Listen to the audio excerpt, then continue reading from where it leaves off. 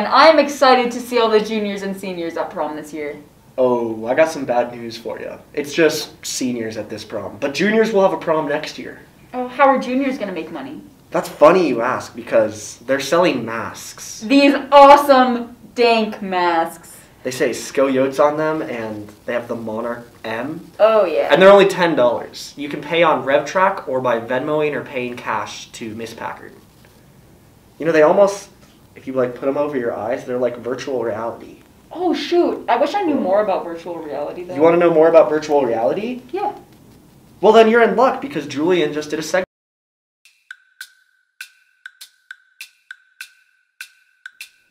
The word education probably brings to mind boredom, homework, stress, or lofty terms such as excellence or perseverance.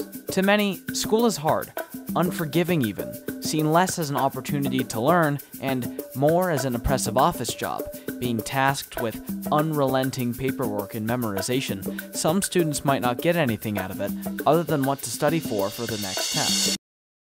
But the integration into classrooms of a technology still very much in its infancy may prove to be the solution of student disinterest. Enter virtual reality.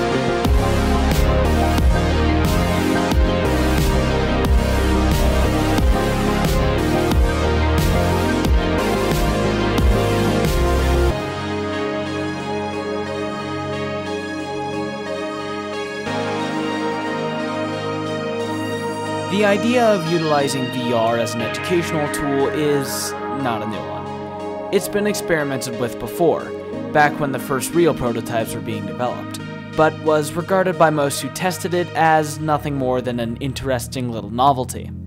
However, the technology of VR has gotten more advanced and more accessible over the years, and in the eyes of the public, it started to work its way out of being considered an expensive gimmick to being thought of as a viable medium of media and education. Well, technology is a tool, and it can either do great good or it can just be a tool. I just recently heard somebody say just because you give somebody an electronic worksheet doesn't make it innovative. It just is another worksheet done through a computer. I actually think a lot of retention and engagement happens when the students have ownership in their own learning process. It turns into allowing the students to work collaboratively with each other, like I just shared.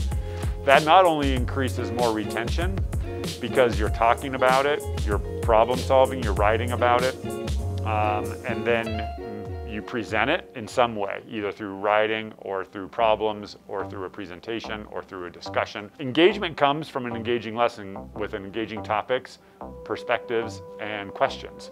And so we always want to try to connect what you're learning to relevant world around you. When it first came out, New York Times, National Geographic sent these cardboard lenses where you could go immersive into a story that they had, and you can turn around and see the 360 view of that refugee camp or that mountain or that whatever. I think there can be really great immersive experiences where you're learning about something, and then you can put those on, you can go experience that same thing in a more immersive way.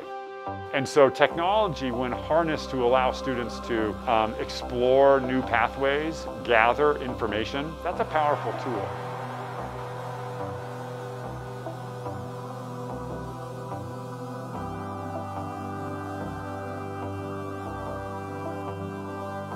If a student feels like the topic is in some way relevant to their life or their future life, then they're probably going to pay attention, especially if the teacher is able to like illuminate that. Hey, this is going to apply. This is why you should care. You know, a lot of what I teach, geography and some history, somewhat seems irrelevant, but I try to say like, here's how it connects to your life in some way. So I really feel like it all comes down to relevancy. I can't look at a heart floating three-dimensionally and have layers pull off of it and then tell me like this is the ventricle valve or something like that, all like in three-dimensional space. I couldn't really do that. Even in history, could you bring like, could you bring a digitized form of an artifact and talk about, the Rosetta Stone's huge, heavy, and not here. But if you could bring it somewhere and then actually talk about, potentially what the artifact's meaning or context is, I think that would really enlighten a conversation. Right. And I think from a kid's perspective, some kids don't get to travel much, and that feeling like you're there would be kind of mind blowing. Like feeling like you're standing in the Colosseum. If we all put on virtual reality goggles and you were talking about, the Roman Colosseum and what my gladiatorial life might be, and everybody's standing in the Colosseum and everybody's like looking around.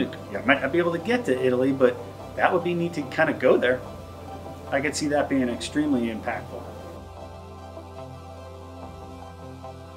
In this increasingly complicated world, it can be hard to really connect students to what they're learning.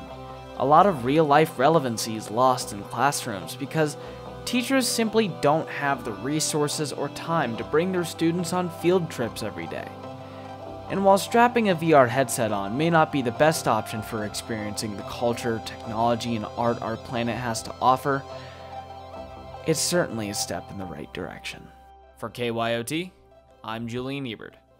That's all for this week, Monarch. Make sure to stay positive. And test Negative. negative. Negative!